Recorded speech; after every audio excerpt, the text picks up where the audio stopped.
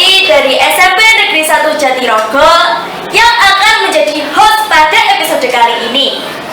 Jadi di sini kami mengundang ustadzah dari apa saja, yaitu Ustadzah Sofi. Baik, bisa perkenalkan diri dulu Ustadzah Sofi. Assalamualaikum warahmatullahi wabarakatuh. Waalaikumsalam warahmatullahi wabarakatuh. Ini pertama kali ya saya ngisi kayak gini. Agak deg-degan. Perkenalkan, nama saya Sofiatul Lutfiyah, biasa dipanggil Mbak Sofi. Rumah saya Sugian. Kalau mau main silakan, dekat dengan Masjid Sudirman. Jadi Ustadzah Sofi ini dari apa saja ya? Apa saja itu termasuk organisasi atau apa sih, Us? Itu organisasi, singkatannya apa saja, Aliansi Bersama Santri Sarang Asal Jatirogo, Saleh, dan Pemburuan. Jadi santri sarang semuanya, baik itu dari Al-Anwar, Mus, Al-Amin, MIM, itu jadi satu organisasi di apa saja. Baik. Jadi Ustadzah Sofi ini punya kesibukan lain di bulan Ramadan ini? Kesibukannya apa ya? Ya kan, kesibukan atau kegiatan gitu? Ya di SMP ini ngisi pondok Ramadan kalian, sama kalau sore biasanya ngajar di TPQ depan rumah. Oke. Baik. Selama mengajar di SMP Negeri 1 Jatirogo ini, apakah ada kesan atau pengalaman yang sangat berkesan saat memberikan materi di SMP Negeri 1 Jatirogo ini? Jika ada, bisa dijelaskan lebih lanjut? Pengalaman berkesan ya, semuanya berkesan, nggak ada yang nggak berkesan. Anak-anaknya juga ya lumayan bisa diajak kompromi, cuma emang ada sedikit kendala, tapi saya rasa itu biasa umum lah buat anak SMP di usianya. Oke. Bagaimana sih cara memotivasi siswa-siswi untuk lebih mendalami dan menghayati isi Al-Quran selama bulan Ramadan? Sejarah kan generasi-generasi milenial ini pada kayak sulit gitu kalau disuruh membaca Al-Quran atau memahami isi kandungan-kandungan Al-Quran. Kembalinya itu ke kemauan diri sendiri ya. Ya perlu dipahami saja bahwa Al-Quran itu kalamullah, sesuatu yang diagungkan oleh Allah. Al-Quran adalah firman-Nya Allah yang isinya dijaga sampai hari kiamat nanti. Jadi nggak ada dari Al-Quran, walaupun nggak ada orang yang menghafalkan Al-Quran, isinya tetap terjaga. Cara memotivasinya ya, kalian harus paham deh, kalau membaca ibadah di bulan Ramadan ini pahalanya berlipat ganda. Yang asalnya 1 jadi 10, yang asalnya 10 jadi 100. Kalau kalian bisa, hati kalian terbuka, otak kalian cerdas, kalian pasti akan lebih memilih untuk memperbanyak ibadah di bulan Ramadan daripada scroll TikTok ya. Iya. Secara kan anak sekarang itu kalau nggak scroll TikTok ya scroll Instagram ya, kepo sama urusan orang lain, sedangkan itu tidak boleh di dalam agama Islam.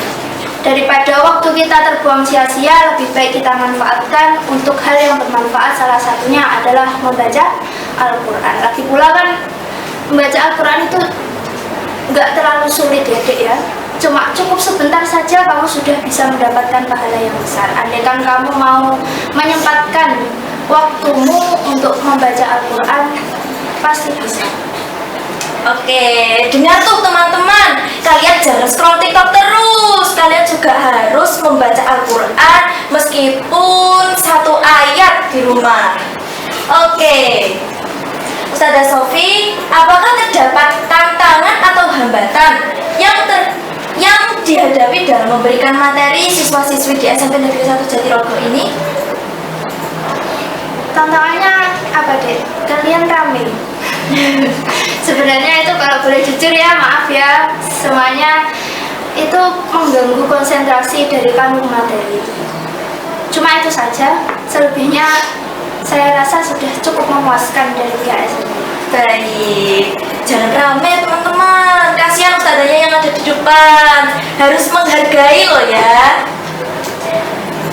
Apa sih pesan-pesan penting yang bisa disampaikan kepada siswa-siswi SMP Negeri 1 Jatirogo terkait makna dan tujuan dibalik ibadah puasa Ramadan? Kembalinya seperti tadi deh, di bulan Ramadan itu setiap pahala dilipat gandakan. Itu juga dengan perbuatan dosa.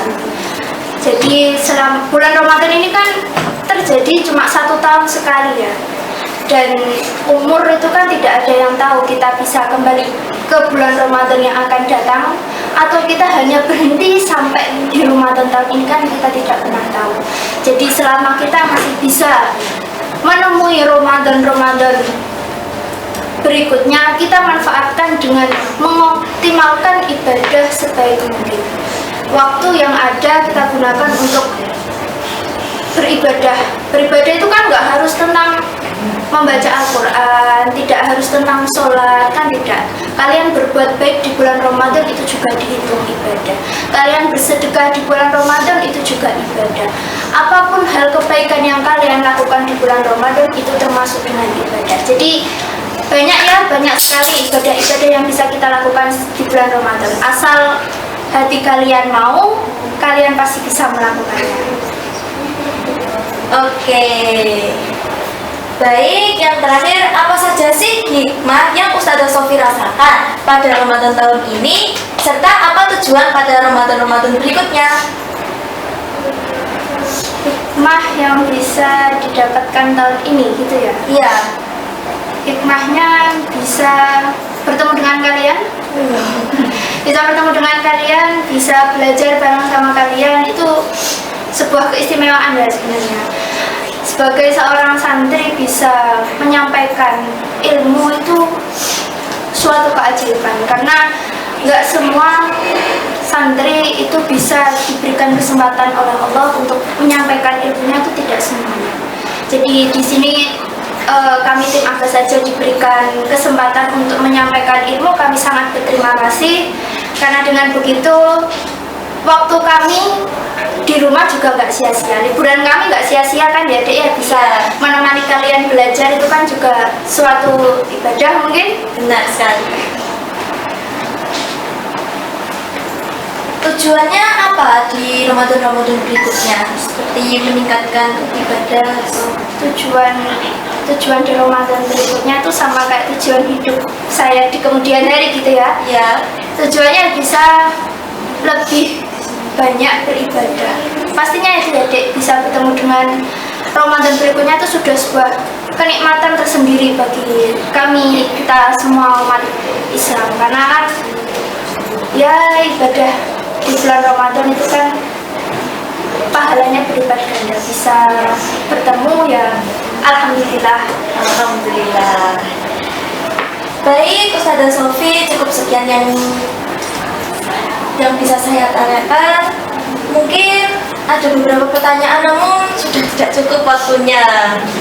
Oke, jadi teman-teman jangan lupa apa yang disampaikan Ustazah Sofi didengarkan, dicermati dan dilaksanakan.